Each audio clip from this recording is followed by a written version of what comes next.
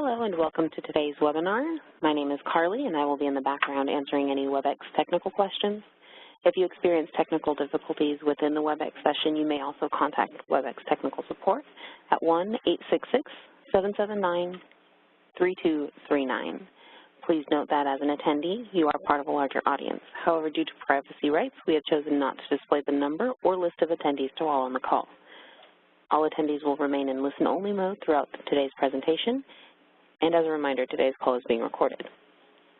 We will be holding a Q&A session at the conclusion of today's presentation. You may ask an online question anytime throughout by simply clicking on the Q&A panel located on the lower right of your screen. Please type your question into the field box and hit send, and please remember to keep the drop-down option as all panelists. I'd now like to introduce today's speaker, Dr. Steve Wiltgen. Dr. Steve Wiltgen is a product manager of bioproduction development at Molecular Devices. He obtained his Bachelor's of Science degree in Mathematics and Biological Sciences from University of Nebraska-Lincoln and his PhD in Neurology and Behavior from the University of California, Irvine, where his research focus was on developing a novel super-resolution imaging technique to look at the ion channel function. Steve has been at Molecular Devices for 5 years now, first serving as a field application scientist and now as product manager. With that, I'd like to go ahead and turn things over to Dr. Wiltgen. You now have the floor. Great. Thank you for that introduction. And thank you, everyone, for joining today's webinar. Today, I'll be talking about a microfluidics-based single-cell isolation workflow optimized for efficiency, viability, and assurance of monoclonality. But before I get into that technology, I want to discuss the cell line development workflow as we see it. So the overall goal for this workflow is to find the rare cell line that produces a large quantity of a high-quality product and can do so for a long period of time. And so this workflow can have many different variations to it, but from our perspective, this workflow begins with the introduction of DNA that encodes a monoclonal antibody or other therapeutic into a cell line, typically a CHO cell line or HEC cell line. The next stage in this workflow is to isolate single cells so that the product is monoclonal. This is a requirement by the FDA because it impacts product quality. The next stage is to verify that you've got monoclonality, and this requires providing evidence to the FDA, which usually includes statistical analysis and or images. The next stage is then to find a CHO cell that's producing a large quantity of that monoclonal antibody or protein of interest, and that can be done in several different ways. And then as we move further down the pipeline here, we have a lot more quality characteristics that we're interested in, and so it's really about finding the CHO cell that's producing a high-quality monoclonal antibody with glycosylation profiles that we want, binding profiles, et cetera. So it's a pretty broad category. And then finally, the last stage here is to find a CHO cell line that is stably producing the monoclonal antibody of interest for a very long period of time and with reproducibility that has the same quality characteristics. Now this workflow typically begins with vector construction and transfection of a given cell line, and that can involve millions of clones. And as we move through this workflow, this funnel typically will decrease from millions of clones down to tens of clones by the end of the process when you move into bioprocessing and further downstream processes. And so it's always a balance act between finding your quality clones and getting quality data out of any of these processes, but also getting through the numbers that you need to get through. And so if I plot this workflow out in a linear fashion, just want to briefly introduce the portfolio that we provide at Molecular Devices to this workflow. So oftentimes, the first step in the single-cell isolation part of this workflow involves limiting dilution or flow cytometry, which I'll come back to in a lot more detail here. The second stage of that workflow is to then verify monoclonality with an imager, such as the Clone Select imager that we provide. Screening for productivity is often done using an ELISA-based system, which requires a plate reader. I'm showing here our SpectraMax ID3 microplate reader.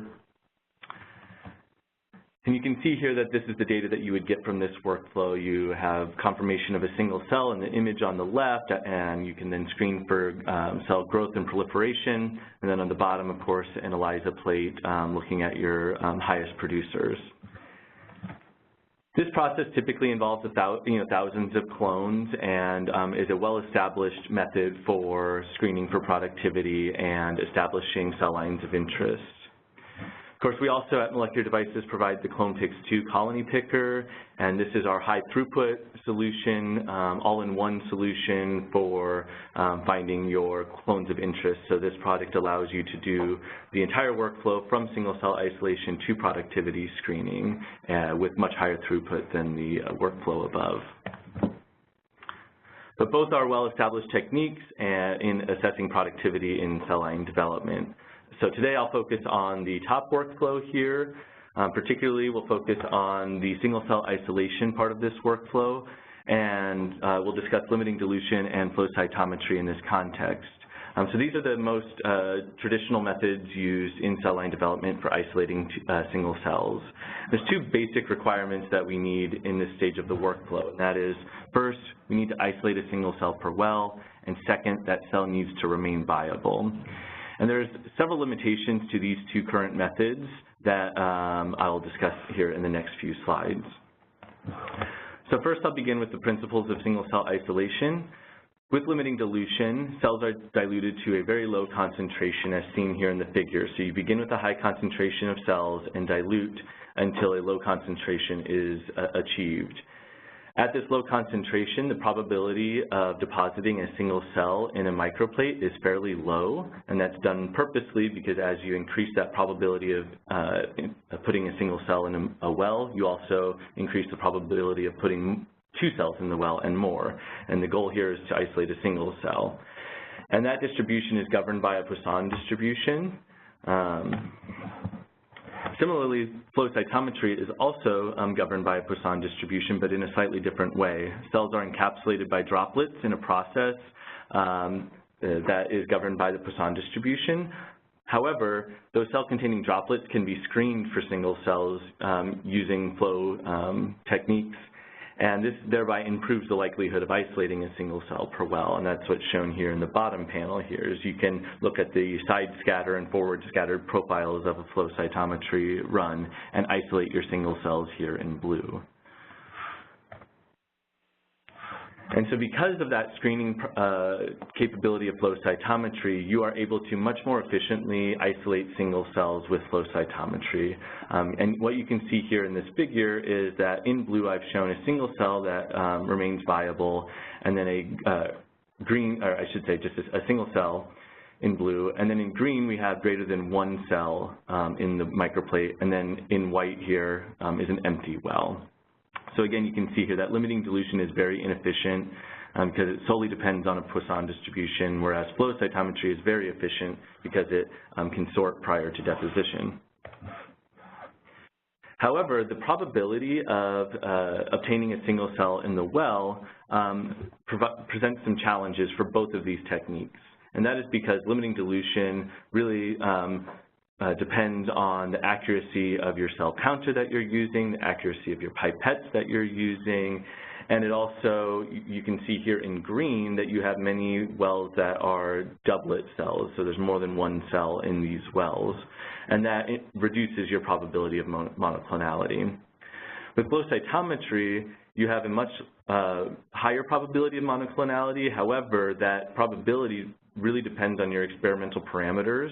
And so depending on how you set your gating parameters or the size of your nozzle, the frequency of that droplet formation, the event rate, how heterogeneous your cell population is, those can all impact the probability of monoclonality.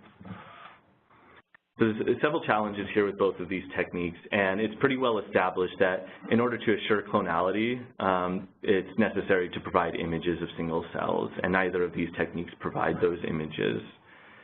And you can see that in the workflow as presented previously, that immediately downstream from both of these technologies is an imager to confirm clonality, as we've seen. so that just justifies the point that you know, the probability of monoclonality is fairly low, is not high enough for these techniques to guarantee clonality. The second criteria that needs to be met is that cells need to remain viable.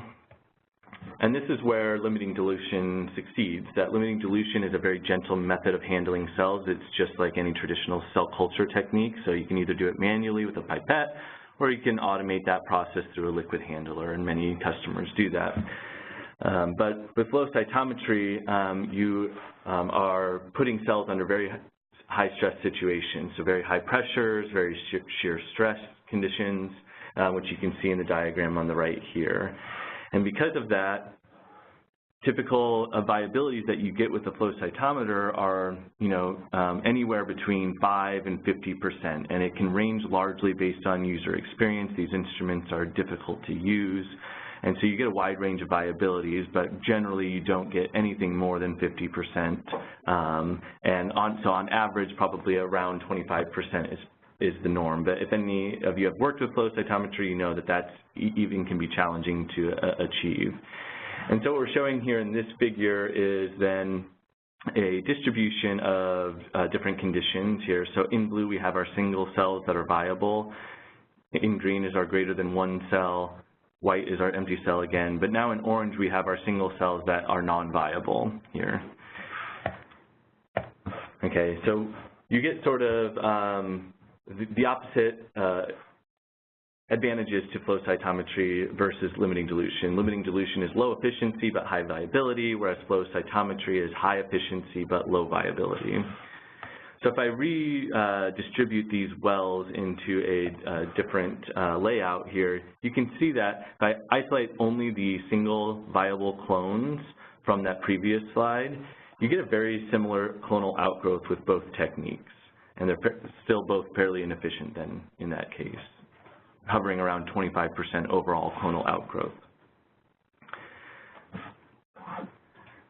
So again, these techniques that I've just presented have several limitations to them, very low overall clonal outgrowth to them, and very low assurance of clonality.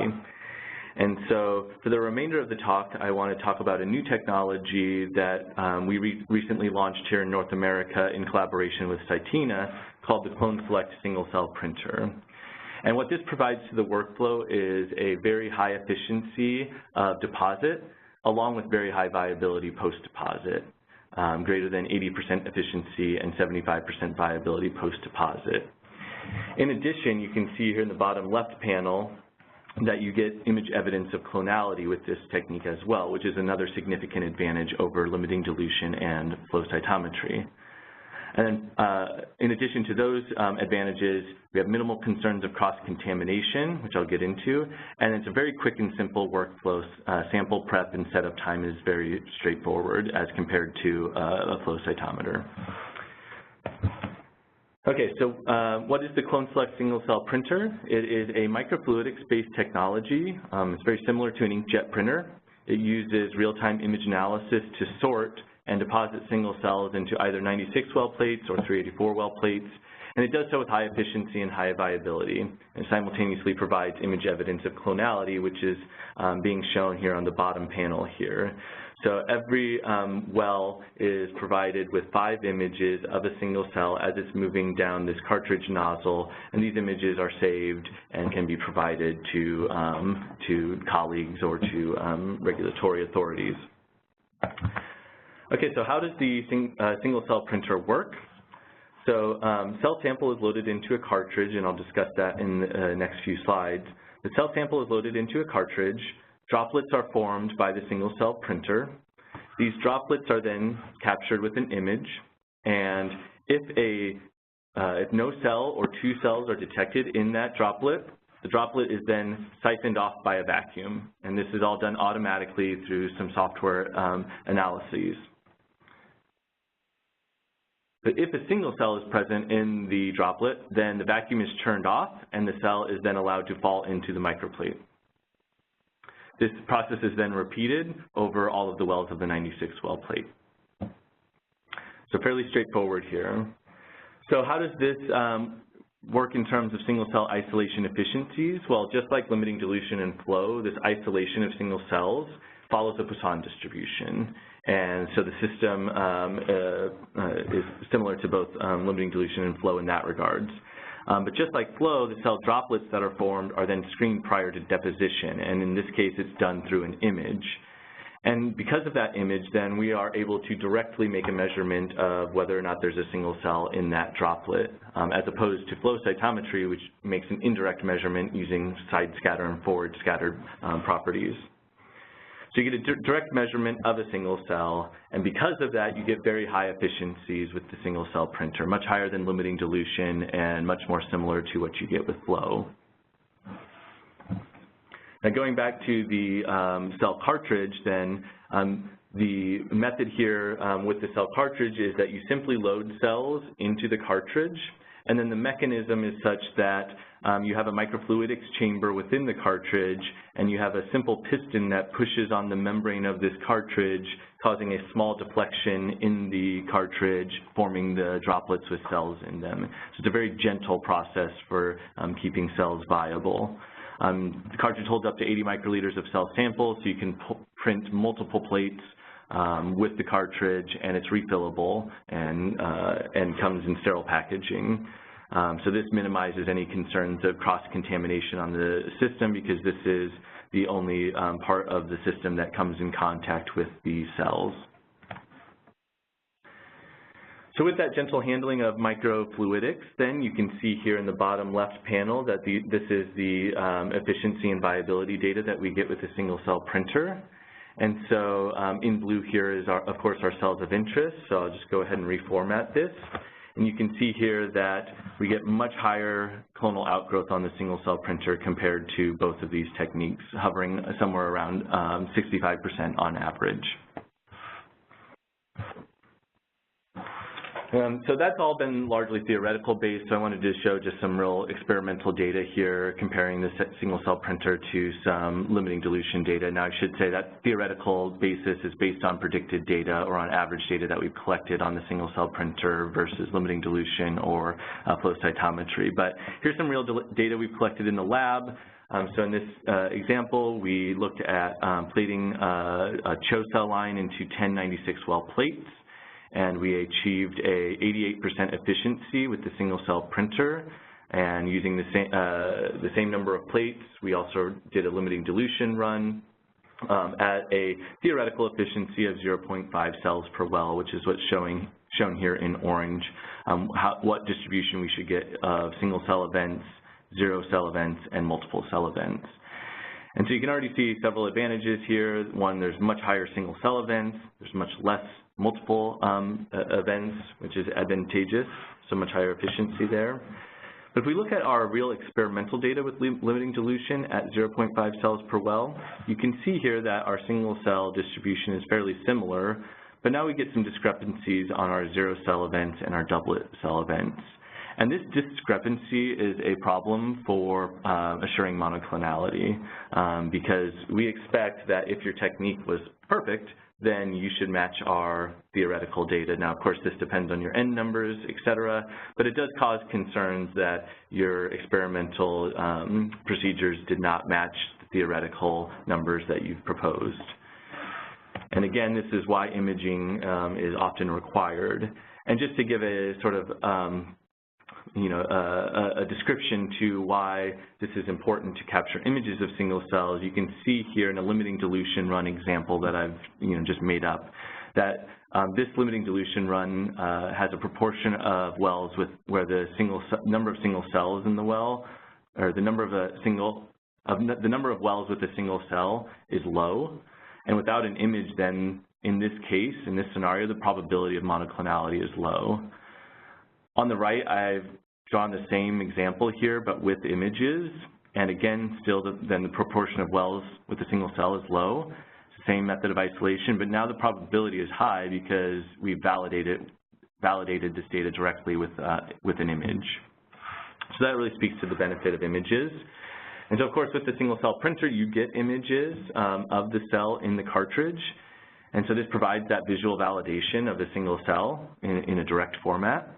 And you also get multiple images with each well, which is very advantageous in terms of ensuring that it was indeed a single cell. You can imagine that if you've done any imaging before, that a single cell can often, or two cells can often mask themselves as a single cell, and if you only capture one image of that event, you may misidentify it as a single cell event. But following an object over time really helps distinguish whether or not it is indeed a single cell or not. The system also provides these images at 10x magnification, so you get single cell resolution, and greater than 99% of these images are in focus, so there's really no concerns about whether or not you'll be able to use this image data. So if we look a little bit more closely at the probability of clonality, we can see that from the data that I presented earlier on the single cell printer, looking at the single cell printer alone, we would have a probability of clonality of roughly 93%. However, with high assurance, because we've captured the images of those single cells, and so we have collected data in-house that has shown that there's a greater than 99% correlation between the images captured on the single cell printer and on this Clone Select imager, indicating that, again, that we've got high assurance of clonality then with the images of the single cell printer. The advantage to combining the imaging on the single cell printer with the Clone Select imager then is that you can really increase that probability from 93% to much, much higher, and with two independent direct measurements of clonality. So you get both the high probability of clonality and the high assurance with these two images provided. And then in addition to that, you can then subsequently screen clones for both viability and morphology characteristics with that same instrument. So taking a look at confirming monoclonality as well, just looking at the this from the workflow perspective, if any of you have looked through images at the microplate level, you know that this can be a very time-consuming process. First, you have to zoom in, find the single cell in the well, and then scan around the well to ensure that there wasn't another object somewhere else in the well. And I've heard horror stories from different customers I've spoken with that have said that this process can take up to 5 days for them. If you look on the panel on the left, you have a much easier workflow for identifying a single cell. So you can, in a single image, you don't have to scan around at all. You can identify whether or not a single cell was deposited in the well. So you can imagine in a workflow when you, as we mentioned, as you're moving from millions of clones down to tens of clones, it's good to screen for clonality as soon as possible, but it's made challenging by the numbers that you have to screen. And so what you can see here in this workflow, combining the single cell printer and the Clone Select imager, is that you can then now screen hundreds, if not thousands, of clones on this instrument very quickly, save a lot of time. And then once you get to your more interesting clones that have high productivity and have the glycosylation profiles that you need, then you can go back and confirm clonality on the Clone Select imager. So what does this mean in terms of reducing workload? If we take a look at overall efficiencies and clonal outgrowth using limiting dilution versus flow cytometry versus the single cell printer, and look at how many plates and how much time is it required to screen or deposit and screen 1,000 viable single cells, you can see that you save a lot of time with the single cell printer over these over limiting dilution and flow cytometry. And this table on the right here gives you an indication of what is required to screen 1,000 clones using these different techniques. So if you've done limiting dilution, you know that it requires many, many plates because it's so inefficient to get to the 1,000 clones that you need. So overall, you can cut your time savings in half using the single cell printer. You also would then be using a lot less plates and a lot less media, so saving both time and money. Okay, so looking at the rate of viability here, what you're seeing in the panel on the left is a comparison between our limiting dilution run and our single cell printing run, and you see a very similar viability between the two methods. And this has been validated across many different cell lines. I'm showing a few examples here, but there's many others that have been tested. What was interesting for us is that we've done some preliminary studies looking at recovering viability from a population of cells that have a low viability profile.